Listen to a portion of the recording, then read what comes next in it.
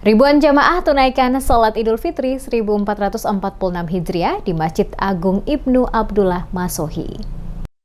Ribuan umat muslim di Kota Masohi, Kabupaten Maluku Tengah melaksanakan sholat Idul Fitri 1446 Hijriah di Masjid Agung Ibnu Abdullah pada Senin 31 Maret 2025 pagi. Sejak pukul 6.30 waktu Indonesia Timur, jamaah mulai berdatangan memenuhi ruang utama hingga pelataran masjid. Lantunan takbir, tahlil, dan tahmid menggema, menandai kemenangan setelah sebulan menjalani ibadah puasa.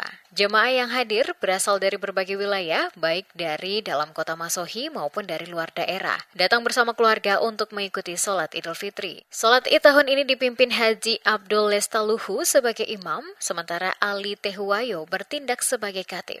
Suasana khusyuk terasa dengan lantunan takbir, tahlil, dan tahmid yang menggema menyambut hari kemenangan. Dalam khutbahnya, Ali Tehuwayo menyampaikan bahwa Idul Fitri adalah momen kemenangan bagi umat muslim setelah menjalankan ibadah puasa selama 1 bulan. Ia mengajak jamaah untuk saling memaafkan dan mempererat ukhuwah Islamiyah di daerah ini demi mencapai kebersamaan dan kedamaian. Dikatakan Idul Fitri adalah momentum bagi umat muslim untuk kembali ke fitrah, meningkatkan ketakwaan, serta memperkuat ukhuwah Islamiyah. Ia juga mengajak umat Islam untuk menerapkan nilai-nilai ibadah puasa dalam kehidupan sehari-hari, termasuk kesabaran, kejujuran, dan kepedulian sosial. Selain itu, ia menyoroti pentingnya menjaga persatuan dan perdamaian di Kabupaten Maluku Tengah, mengingat masih adanya konflik antar kelompok dan antar kampung.